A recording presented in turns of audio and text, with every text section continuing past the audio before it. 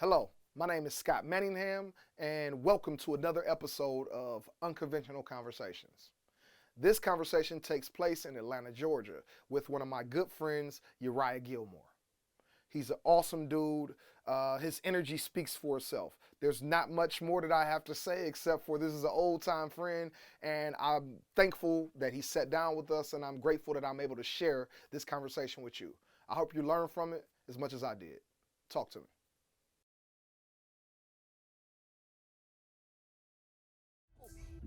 I see the light all around. I'm in the sky, above the clouds. You saw me fall, but catch me now. They wonder why. Fuck it, I'm flying. It's good to be here, man. Fuck it, I'm flying.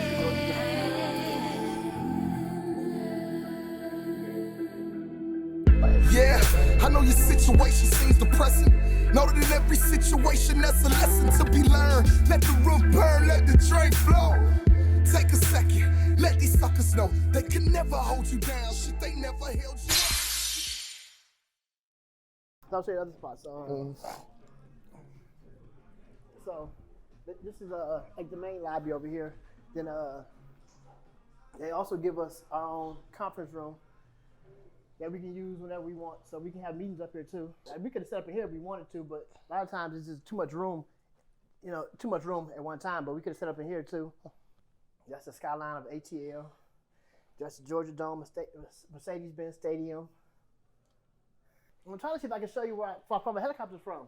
I want to show you. I gotta go to the other side, but there's only one helicopter landing spot in Atlanta. It's the W Hotel that I fly off of. I think you gotta see it from the other side. I'll show you this side over here. So then also up here we have we got a private room for if you want a little quiet. Here's a smaller boardroom, and then we have like this personal phone conversations we can have in here. Mm-hmm. These are personal rooms. But this is like my virtual workspace ever since COVID started. Mm-hmm. I'm gonna show you the. But that's pretty much the setup. Yeah.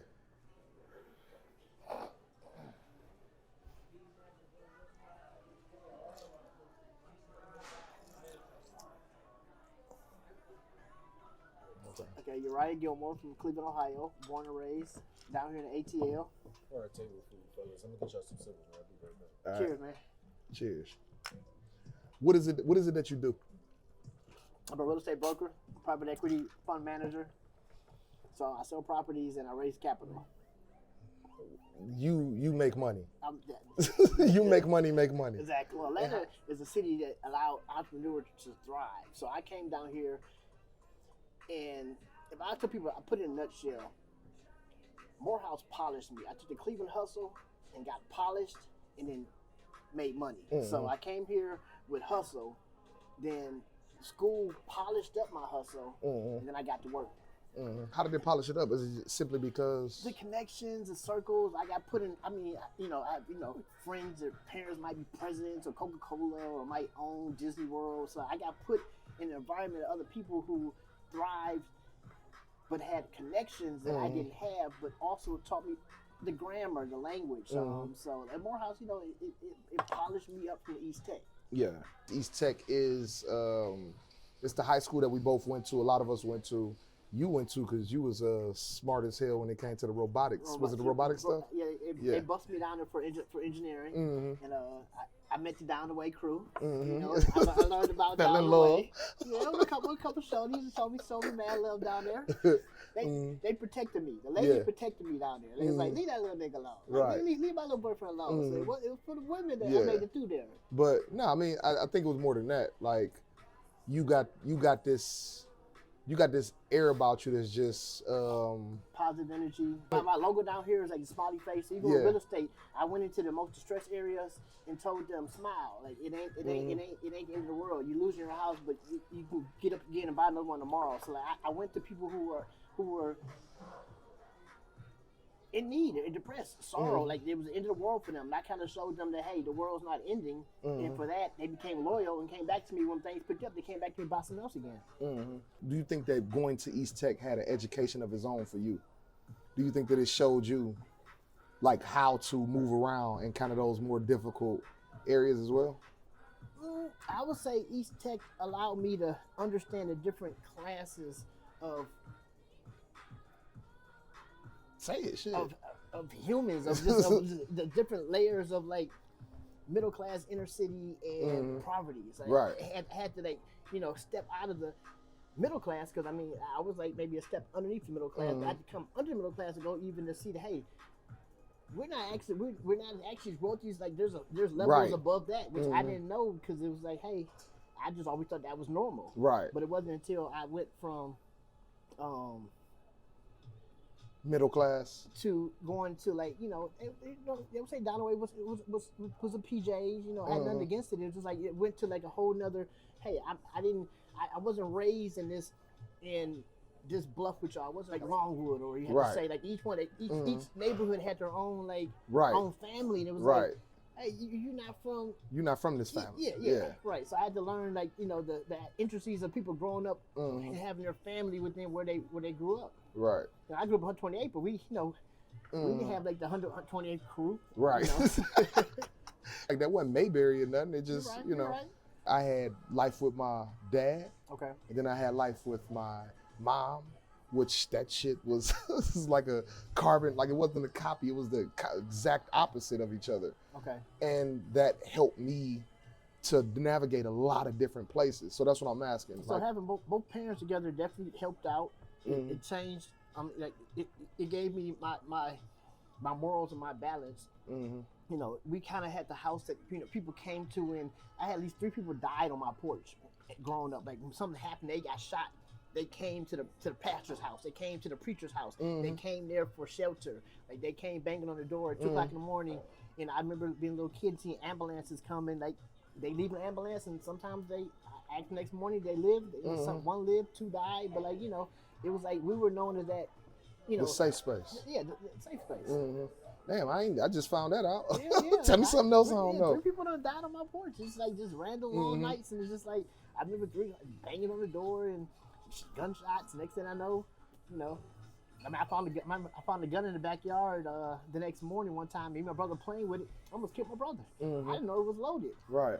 But luckily I fired in the air and it went off. But if I pointed at him, I'd have killed my brother. Right.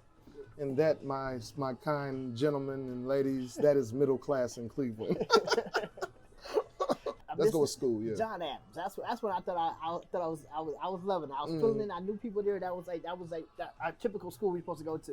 When John Adams closed and they bust me down to East Tech, that's when I kind of, again, I went out of like, you didn't grow up with the same people you went to school with. Right. I'm put in a school system people I didn't know. But the way I saw it was, they put me in a school system that I automatically was like an A1 student just based off of what I already knew.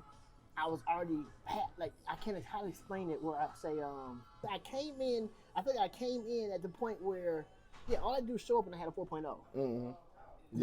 Then my mentor was the principal of the school, Mr. Butler. Terry Butler. Yeah. So he was so my mentor, the godfather, was like actually the president. Principal.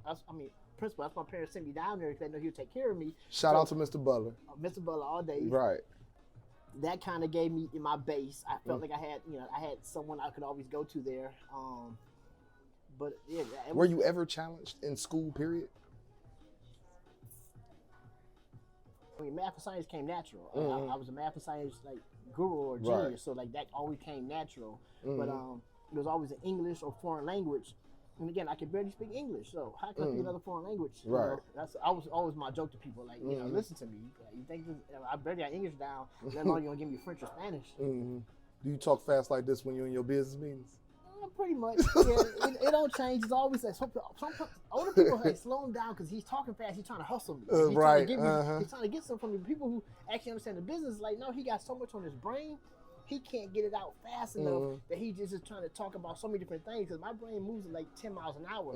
Like I'm already in the meeting after this meeting. Right. So I'm sitting here talking to you. I'm already had my next meeting. So I'm talking, but I'm actually figuring out my next meeting plus what I'm going to do tomorrow. Plus what happened yesterday. Right. So it's like I'm just spitting out pieces of what's going on and hoping you put it all together. Do you ever want to slow down? You ever deal with anxiety? I won't say anxiety because I've been always overly blessed. So a lot of people like it puts me hard. Like when you speak about anxiety or things that what's another word for anxiety? I would say like when you say anxiety, I say nervous. No. So when I'm speaking about anxiety, I mean like, because what it sound like you speaking about is intrusive thoughts. You probably don't sleep too well. You probably when you sleep, you having these same. My little nickname with the company is Team No Sleep because I don't sleep. So everyone knows I'm a night owl. Like, I work in the nights when they want to work during the daytime. But when they wake up, I'm done for the day because I did all my work at nighttime. Right. So I am a night owl. When do you find time to party? Because you definitely find time to party. Party is just my lifestyle. That's 24/7. Like I need that to keep me to have like a lore to keep me sane. I actually I turn up 24/7. Right. So partying is your kind of just not. It's like your coping skill. No, what people expect, and I do it so well, so I keep doing it. But it's like, hey, Uriah he gonna have a religious party. He gonna have a Super Bowl party. He gonna have. So I do it because people expect it, and I do it well, so I keep it going. I've never got invited to a Super Bowl party. You would definitely like to come. But also I could say as I've gotten older, I kind of slowed down on the being out in the light so much. Right. So I'm trying to just why? Because of it's more sophistication level now. Like it can't be that easy to get in contact with me. It can't be like I can't make it that. Can't be that accessible. Right. So I'm making it almost like I think I should be accessible to everybody. I don't mind, but as I'm learning, the more unaccessible I am, the higher commodity I become. And how does that work in your field? I have like 15 agents that work. I'm a broker, so agents work underneath me. So I can outsource to any of my agents to handle my transactions. Oh. So when somebody gets you, then they're getting a teacher. Right. Or this is like a close friend. This is like my roommate from college. This is someone like, hey, I'm going to personally handle your deal. Most times another agent will handle my clients. What's the lowest amount of deal? What's the smallest deal you handle? I make my money in the bluff of ATL. Like you got the Buckhead, you got Alpharettas. Like I'm comfortable in the bluff. And a lot of agents are not comfortable. The average property I can sell has no doors, has no windows. And got crackheads inside of it. And I'm making deals with them inside. If you keep my house empty until I get it sold, I'll give you 3 bottles of liquor. Like I can maneuver. And you made a deal before for real, then? Oh yeah. I had them calling me. A lot of agents can't go into like you can go through the bluff and all you see down the streets is signs and smiley face signs.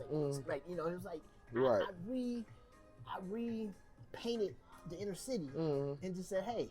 I'm down here, and you gonna know I'm down here, and I made a very smiley face. Every 3 house smiley faces. But it is like, hey, a lot of agents are not comfortable navigating in those waters. They just ain't right. But it comes from Cleveland. It's like, man, here's the beauty of it. If you can sell in those environments, you can sell in any environment. So I picked the hardest environment to sell in because I got less competition. Because most high-profile agents like myself are not going down there. They want the Buckheads, they want the Alpharettas, they want the nice luxury homes, and it's like, okay, well I can sell. I have no competition down there. There's no competition whatsoever. So that's why I actually, because it's like nobody else is going to bring this much skill down to the inner city. So me, from watching you, I kind of thought at some time that you, I thought at some point in your career that you was like selling like these size buildings. I've sold buildings. I've sold like 22 unit buildings, 13 unit buildings. No more than probably 2-3 stories. Okay. I have not sold like high rise buildings. I did my master's in commercial real estate, so I'm a licensed commercial real estate broker. I think last time I was down here, I mean, not last time I was down here, but one time we had talked about that part, and that's what made me think. Because it's you, I instantly like. But you gotta understand like the city dynamics where you want to say, I want to call the owner. The problem is the building next to is the Westin building. This is one of the most strategic buildings in Atlanta, high rise. Like, if I call the owner of the Westin and say, hey, Uriah Gilmore, Resolution Realty wants to sell this building, they're gonna say like, "Who are you?" Not like, I'm not a CBRE. I'm not a large commercial real estate brokerage. You know, so there's ceilings to how far I can go in regards to I'm legally allowed to sell that building, but the likelihood of them accepting me to sell it over all the other companies that have built a reputation off of this is probably very unlikely. I'm sold up probably up to $3-4 million buildings. But that's about, you know, but again, if the opportunity presented myself, I would present a proposal, but I just know most likely I wouldn't be accepted on certain large transactions unless I came with a more bigger backing of, you know, company with me. Right. But so, I'm an independent broker. I'm not part of a Keller Williams. I'm not part of a Remax. I'm not part of a Metro Brokers. I'm not part of another firm. I am my own firm. So I want to make sure we touch on two things. One thing you said that about your parents, like you grew up in a 2-parent household. Right. Rich, I don't want to say it's rare, but your parents are still together. Correct. Right. And not even that. I got 2 parents that are pastors. So right. The stuff I can bring home is very rare. It's almost like you're the house that they, you know, you don't just tell a girl, "Hey, we want my crib." It's like, well, I'm not about to go to pastor's house and try to jump this off, you know. Right. How did you having 2 pastors as parents in a 2-parent household? So I was a bad PK kid, and I say that when it's like I do the difference between right and wrong, but I always played the line. So like it's not like I didn't know. So like, and I played it to my advantage. But at the same time, to have that moral compass to be able to, Lord knows, knock on wood or whatever you want to knock on, I should be in jail right now. Like, I'm not gonna say that. But it's like having those parents, like when something did go wrong, it's like, oh, that's Pastor Gilmore's kid. Right. Like, let's take him to the church and let the church deal with him. Like, you know, I was given that get out of jail free card a couple of times. That I look back on in life and like, man, thank you. How? Or what happened? Or how did I not? Like, they just like, I would be in trouble and they would take me to the church and be like, here, get them. Or like, here you go. And they'll dangle me from my parents and like, you know. But again, that's like, people say like, you know, it's the blessings of my parents. They're like they were given blessings from God that are going to pass to their bloodline. So some of the blessings that I received in my life, I don't have to do anything. It's like, it's from what they did, they're guaranteed to come to me. When I say guaranteed, it's not a guarantee, but I'm just saying that all you got, you just don't mess it up. Right. Don't go too hard to mess it up. Right. Yeah, you're going to get. But I do have my own spiritual background where I'm going to be entitled to my own blessings, but just off of my parents' overflow, it's going to flow over to me. Right. Yeah. That gets a little spiritual when you try to talk more about that, but I'm just saying, I know, you know. Are you still into church? I am. We can slow down and eat. Take your time. I'm chilling. You still in the church? So I am still in the church. I will say, I got a little rock or shake because I was a big member of a well-known church, New Birth down here, and they had a little situation within the church that kind of changed people's positions. Like the bishop was accused of certain allegations and certain things take place, and it pulled me away from the church because it was like, do I want to be identified with? Right, or just I questioned. Like I was close enough in the church that I kind of knew things had happened, and they're just like, I just pulled away from the church, and then when after things kind of leveled out, I never kind of jumped back in to the church in the roles in which I played previously. Right. And to this day, I've never been able to find another church home that I accepted like I accepted New Birth. Right. So it was almost like they rocked the place I had that was my home. Were you that guy for the church too? Were you trying to make things happen for the church? My church was very, very big, so I never got that high up. But when I say we had a mega, like a $2 type. Okay. Like, all right. I was so far down the podium that no, don't get me wrong. I could call the bishop on my cell phone. Like I had direct contact. I could land my helicopter on the church field whenever I wanted to. Like I was connected, but it's like I wasn't. Did you say you have a helicopter? So yes, but I fly helicopters. I'm a student pilot. Okay, all right, now you can't just slip that in and. Well, no, I didn't know you didn't know that. No, I didn't know that. Yeah, now we gonna talk about this. It was a W Hotel, so I landed on a W Hotel, which is right over here on the skyline. But that's the only helicopter pad in Atlanta that you can land on. But so I'm a student pilot. It's like recreation, fun. But homecoming, throw flyers out for homecoming, marketing. You know, so I do take. Remember, I was notorious for taking girls on dates, and people were like, "Oh, I'm dating Uriah. So I know within the first I few get to dates, go on a helicopter. I'm going on a helicopter." And I started hearing that, and I was like, "Okay, I gotta stop taking like." But you can't go backwards from that. So, Right. Like, after you do that, it's like, so what are you gonna do next? Like, what's the next date? Like, I don't know how. So it always messed me up because my first date was always so over the top. It was like I was always backpedaling after that. But Right. yeah, that was like a joke. People said if you date Uriah within 2-3 dates, you've been on a helicopter. Like people like, well, shit, this the third date. I know it's about that time. Right. You got to miss Uriah now. Um. You ain't got to say no. I cut Well, it out. no, I cut no. it. You sweating a little No, bit. no, Right? I got that sun beaming on me, but I've actually this year probably like started really looking at the people who are around me, who've been around me. This year is going to be like an awesome year. I mean, I can honestly say the first quarter, I probably have an influx of $500,000 coming into the business. So it's like, as I see myself grow at this level, like this is like a large amount of money's coming in. I like to see who has been here the whole time. Excuse me, sorry about that. Yeah, good. Who's been here the whole time, opposed to all the new friends that kind of pop back out. Oh, Uriah's balling, Uriah's balling. I get all those. Hey, you want to go on a date? You want to go on a date? Right. Atlanta, the ratio is 10-1. You can't lose in Atlanta. So that being said, now this go round, I'm kind of like saying, who's been part of the team? Like, who's been here the whole time, thick or thin? And I've been kind of like, you starting to have those type of conversations. But no, I'm still single, elderly bachelor, still kicking it. But I'm definitely kind of starting to say, yo, shorty, what up? Like, what you got? Where's your master plans? Like those type of conversations that I never would have actually had. Maybe I just do it because it's funny to me and I want to see what they're going to say if I ask them. And I'm starting to get responses is like, to have some base, like, hold on, that's a good idea. Like, you're serious. Like time out. Like that type of stuff. Yeah. And I'm really, I'm surprised I'm really getting those type of responses. Like, oh, do you like me? Like, we can like each other. Like, we make so much money together. It's like, for real. Yeah. But I'm so busy making money. I never really think about my closest friends are probably my business partners. You have a beautiful team. I see your team online often.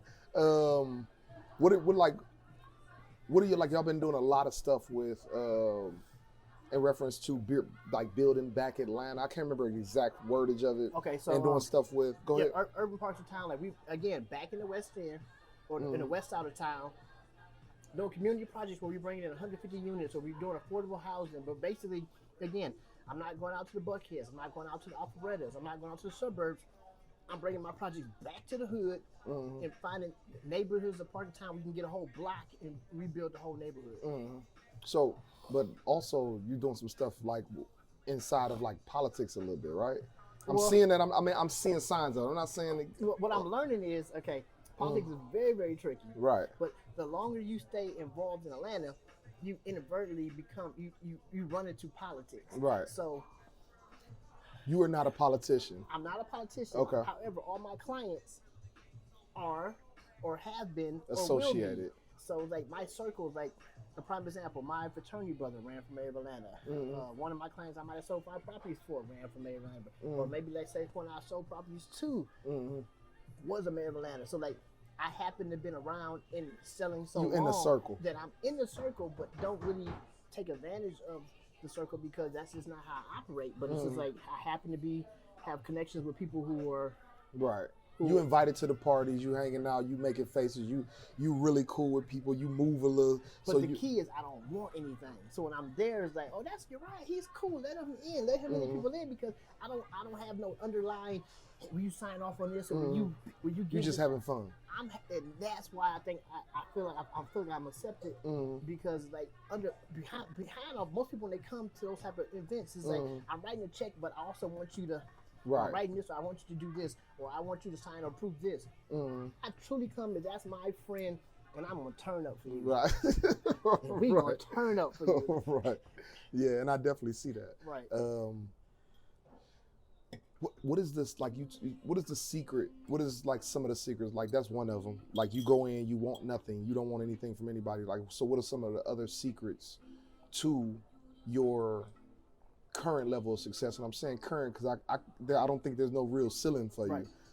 always adding value. No matter you don't want anything, how can I still add value, however that may be? So adding value is another thing that they appreciate. Even if you come and don't want anything, I'm always at your service. Right. I'm always at your service. So it's not always about money with you, Right. about exchange of money. It's more about how can I add to you? Right. How can I add to your business? How can I add to your life? How can I be a positive part of your life? Remember, I have a passion for doing what I do, for selling homes to people who are in distress. I target distress homes, distress property, distress market. So a lot of times the people I'm reaching out to are in trouble, are in need, and I come saying, "Hey, smile, it's not the end of the world again." So again, I like that. that plays right into your. I purposely. It's like seriously. I don't know who told you in the world you got to file bankruptcy. It happens. The rich people do it all the time. You just building might went bankrupt 4 times before they finished it, but it's still done. Right. But then over here, they tell you, hey, you do it in the world. No, you can do it strategically if it's needed. I tell people, I probably would never do a BK unless I could I would have to maybe 25 million, 100 million. I have to clear at least 100 or 25 million for me to be advantageous for me. It's like, people say, I see all the time, I want to do it, just get rid of 3 credit cards. I'm like, I'm going to do it to get rid of my car. Or I'm gonna need to get rid of $25 million or more in order for me to say BK. Right. But again, I will strategically do it at the right dollar price. Where it makes sense. Yeah. To have to start over and all that stuff. It's really starting over, just based out. For me to put that on my record and say, hey, I fold. Because it's officially you stamping, I folded. Like, you can still play again, but I fold. Right. And for me to put that stamp on my name, I'm going to need about 100 mil. You don't want anything. Okay. Number 1. Number 2, you come to add value. Okay. Is there anything else that you think? Take your time. This one's hard to put into here, but we've spoken already with my parents and stuff. I'm blessed and highly favored, and I don't take that for granted. Like, I'm coming with blessings. They're going to fall off of me. And so I tell people around me, if I could give you the blessings, let me know. But if I can't, just grab whatever falls off, because I'm not even watching or keeping count of what was coming my way. Right. But I just know because of my life, I have been blessed and highly favored, and because of that, the overflow is going to roll off of me. So being around me is going to just inadvertently. It's just going to happen because you're within this radius. Right. Okay. And that's on a supernatural level. That's just like, hey, I know the calling on my life. And I know right now I'm in the world playing, but the calling that I have in my life is not going to be behind a pulpit. It's not going to be behind a microphone. Right. I'll be using a different. But you still spreading the word. Right. How you spread it, because like to have somebody come to you, because you know what I mean, like everybody went through it in 2008, and if you had a house 9 times out of 10, everybody went through it. You can do it professionally. Like a prime example, my clients, we would send a letter to the bank. Due to the hardship in the economy, we would no longer be making any payments on any real estate transactions. And we send them a letter letting them know, hey, we're not defaulting. We're telling you the market's crashed. You made a real estate investment into a real estate project, and we're not paying you. And banks looking like, did he just tell us? Yes, he told you, have his clients, we are not going to pay you. Document it, write it down. You can stop calling us. Right. But we professionally documented it, and it's like, leave them alone. We got 100 more people who we can go mess with. We got a person who told us. Did that work? It does. It's just why pick this one?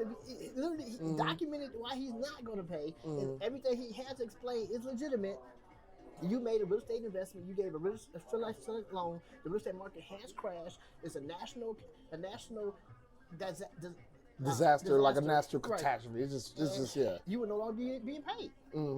It is what it is. Right. I ain't the only one. Right. So you should go pick somebody who does not know the law or does not know what's happening. Right. Because we just told you you're not going to be paid. I want no money from you. Not going to charge you any fees. You're not going to pay me 1 penny. I get the banks to pay everything. I just get to unload the properties for you. We do good. Yeah. But so so you coming in and doing that, like that can be a more referral. They call their homeboy and be like, hold up. this person called me. I'm in California. They found my property. It's boarded up, banded up. They sold it. Didn't ask for no money. Helped me out of the situation. They tell their friends. My business is 90% referral. It's always someone telling someone else what I did. Because you come with blessings. Right. Like you said, you don't want nothing. You only want to add to people's lives, and you come with blessings. That's one way to put it. Those are your main three things. If you had one or two things to tell your younger self, what would our parents tell us all the time, you can go back to college one more time. You can always go back one more time. I probably would have got me. I got married in college. What? I would have got married in college. Hold on. I would have got married in college. No, you wouldn't have got married in college. Only because I've seen too much now. I've dated girlfriends who have girlfriends. I've dated girlfriends who got multiple girlfriends. Like I've been to countries where you can have multiple wives. So like now that I've seen all this, it's like when you go back to one person, it's like you gonna at least do a cartwheel. Right. Like that sounds so bad because this is video, so I shouldn't say that. But I'm just I cut out what don't look right. I send it to you. But I'm just like it's like it's really hard to please me because it's like for real. That's right. it. I mean, I'm a little spoiled. Right. And that's why I said if I could did it before I saw all this, it might have. I believe that that's when I still believe that there was true sanctity and people actually valued value marriage and can you value marriage? I do. I mean, I think because your parents, right? So I understand. But only God is the reason they said it. I've seen the fights. God is the reason they're still together, and God is powerful. So it's right. Like, but nowadays, you get caught cheating one time, or you come out home too late. I'm divorced. Right. I'm like that ain't enough. You come from an old school family. I think at least get 3 get out of jail free cards. Like I mean, because if that's it, then we might as well not get married. Right, because we all gonna mess up. Right. I'm most likely gonna be with somebody that has an open understanding. We're gonna have an open commitment, open relationship. it's gonna be, but it's gonna be respect. But it's gonna be like I have friends that I have now that they're like you might say I'm a beast as a male. I got females that are beasting out here. They done seen it all. So it's like it's almost like they're the same with me. Like, hey, you are my man, you are my people. But like, hey, if Donald Trump hits you up for the weekend and you out over off the island or wherever, just bring that check back. Right. Right. It's cool. Like just. But you got a meal for the weekend? A meal? It's cool because I'm gonna bring mine back too. So like, but now you understand how we a team. If it's for the team, then what you do? What is something that you would say to your older self? I would tell my older self to keep God focused and keep moving and don't stop. I mean, I would continue doing you, be you. Right. And being me is original with people respect. It's like he's not like no other. He's not going to sugarcoat nothing. He's not going to water down what he's going to tell you. He's going to give it to you cutthroat, and he's going to just tell you what it is. Right. I'm known for that. This might R44. What? Helicopter. I'm sorry. How can you see? You can't even see the damn thing. I can't. I mean, when you fly, you know your vehicle. That's like saying that's a Porsche right there. That's a Maserati. Right? That's an R44. I normally take R22s up. That's like where the smaller ones is a 2-seater. It's less expensive. Remember, I go up to get hours, training hours. Right. When I take R44s up, I'm most likely don't take my friends up or taking a site. You fly in the smaller one. You don't fly in the big. When the next time you flying? So I reached out last week just trying to see what their schedule's looking like, but it's starting to warm up a little bit. So I want to try to get out for marketing purposes because this is the first quarter. I think I want to do some marketing. So I'll probably go up and do some type of ad or some type of some skit for marketing for my commercial clients. So when you say skit, like a prime example, like if you came in town, you wanted to buy a building out in Savannah. When you fly into the airport, we're not driving 2 hours to fly at Savannah. You're going to come into the helicopter. We're going to come in your plane. I'm going to meet you. You're going to hop on the helicopter. We're going to fly over your building, take your aerial photos and stuff, fly back to your hotel. They can't go back from that. And it's like, but y'all going to They can't go back from that. I'm going to drive you 2.5 hours to look at a property. Right. We took a chopper, we took up the property, we flew around the property, took pictures, and we drive back on the hotel. They don't want to spend 3 hours in the car. Right. Yeah. With me, I don't want to be in the car with you for 3 hours. Right. So I do that for like let people know, hey, the services are available. You come in town, you want to look at something. Look, this is where you should look at a commercial property. Look at it from a different view.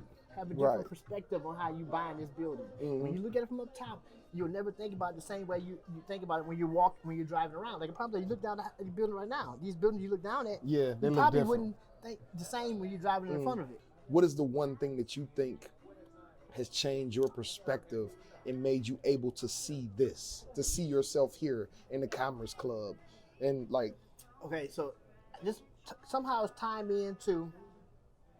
I came down here with $3,000 in my name. My parents sent me off to college. I had a scholarship from church or something. I had $3,000. When I left Cleveland, I didn't know there were other states. That sounds retarded as they were, but like I thought that this was it. When I left, it understood that there was a big world out here. I couldn't go back. So just remembering where I left, I had to put 100% the day I graduated. I had people. Here's the funny part. I had scholarships. I had job commitments to work on Wall Street. I already worked on Wall Street. Right. Everyone was like, "You're not gonna take these jobs up." I said, "No, I'm gonna do real estate." Remember, like, top 20, top 20 in my class. So I graduated 3.9 GPA. And everyone was like, "You're not going to this big company. You're not going here. What are you doing again? You about to go sell real estate?" They laughed. They joked, and it was like, but I ran to the West End, just putting signs up everywhere. And people started calling. I knew how to engage them. I knew how to, fast talk to a deal. People look back and say, "Damn, he didn't do the big corporate jobs that everyone expected. He didn't take these internships that everyone that I had." that you could have, the typical route. Right. I went and grind in the street. You went the unconventional route. I went unconventional. To this day, people now look back at me and say, "Man, we kind of joked at you, because all my people, my peers was like, oh, I'm at blah, blah, blah, blah. I'm at blah, blah, blah." And I'm just like, Your salary capped. yeah. But now they're finally catching up with me. I made my first million my first year out of college. No jokes. Like I made the most money my first 2 years out of college. That's when I had to hustle like no other. Wasn't no sleep at all. I started getting comfortable. I started getting houses and getting vehicles and calming down. But when I first came out, but now my peers are finally like the ones who went back to grad school, got their doctor, and got their medical degrees and stuff. Like now, look at them, and they're making six figures. Right. But their wife makes six figures. That's 250. No matter what, every year, market bad or good. Right. I'm like this. I'm a roller coaster. Right. Do you enjoy that roller coaster ride? I do because I do. I do because that's been my life. So I have no base. Right. And even at my lowest, compared to what, like it's not low. Right. Compared, yeah. Because compared to like my lowest, I'm sitting in a $500,000 million home, got a vehicle, and my bills are paid. That's the lowest. So like I might have the next check not paid, but I still have what I. So being down prepared you for the up, and being up prepared you for the down. You mentioned something when we was on the elevator up. You said you've never worked a job for anybody. Right. So is that true? Outside of internships. Okay. I had an internship. That's internship. So I had internships in college. Outside of internships, I've never had a job. I've never worked for anyone outside of internships. I mean, I worked in Wall Street. I did that. I worked in London. What'd you do in Wall Street? Investment banker. Like you was the person on the floor screaming out? Yeah, doing stock markets. I worked in New York. They sent me over to London. They liked me so much. I'm working in London office. Doing the same thing? So I came back.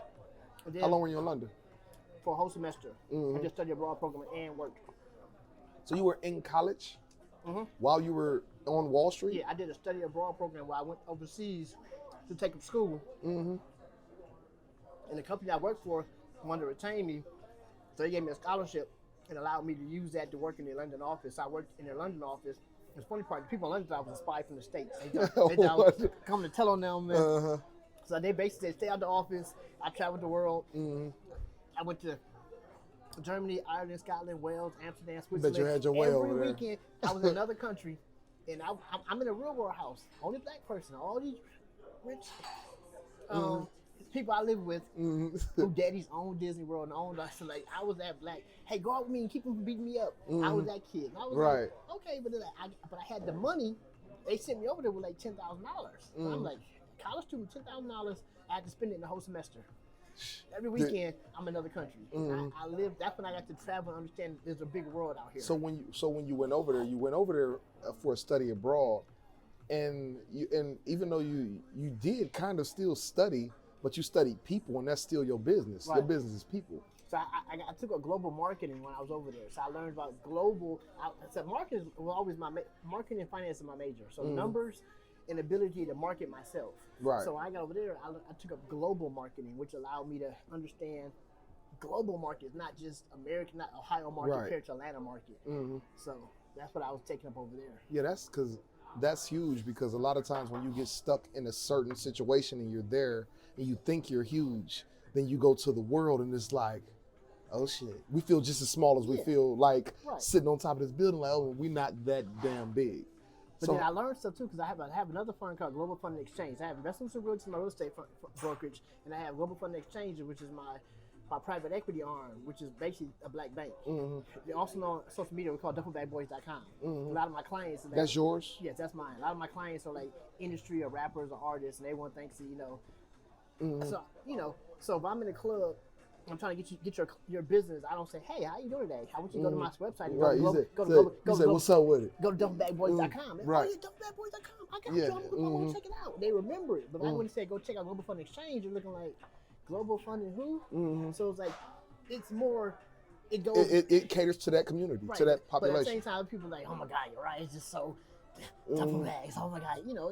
Some people in the corporate world, they look at me like, oh my God, we can't be in touch with duffel bags. I'm like, dude, ain't nobody duffel bagging nothing. It's just like. It's just, But I could say, you are just hood enough.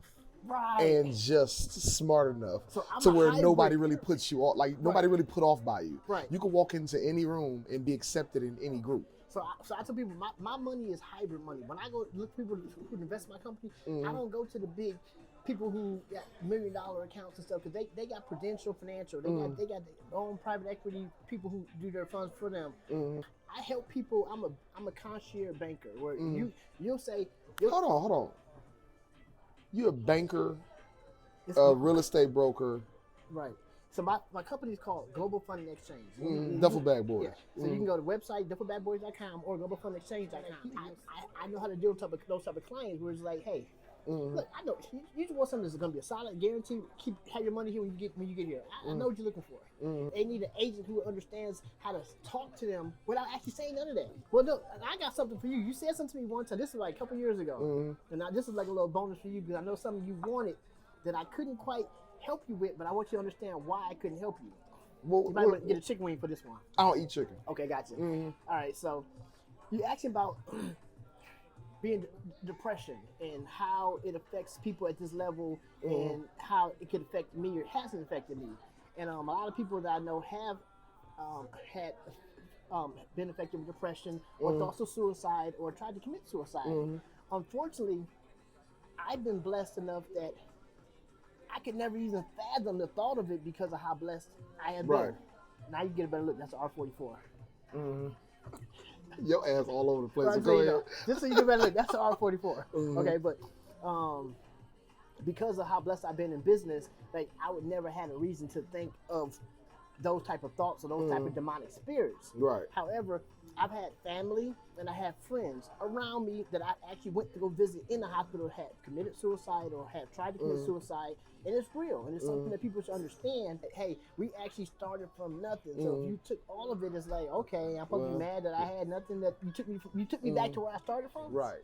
Then, a lot of people dimensions they might not know about you. That this man actually fought for me. I'll never forget that. It was a street war, and it was like 5 against 20. And It might have been more than 20. I never forget that day. It was like we just throwing hands until everyone said walked stop. away, shirt hanging off, shit, all of that.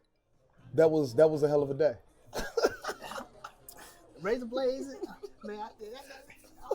That day was interesting. To this day, you were always my friend because of that. Because like I was part of one of those cliques. I was always in the hybrid clique, always trying to had to cling on to that week. I had to rock with Up the Way. Right. People would never even understand. We came from Cleveland ground flow to where we are now. Right. I just want to say, I appreciate you for doing you. I appreciate you for putting that smile in there. To understand that people actually see what I'm doing and what I'm carrying. And let me tell you how I started the smiley face. Actually, so I was trying to sell a property on a certain street, and when I was it was in the hood, all the neighbors telling me, "You'll never sell a house. It's been like 5 agents trying to sell a house. Never trying to sell a house." And everyone was telling me that. And the house was like dilapidated, everything. Just it had all types of issues and title issues. So when I got it under contract and I sold it, I just put a smiley face in the yard to say, you know, it wasn't like being an ass, but it was just like for all y'all, You smiling back at I could not sell this house. Cheese.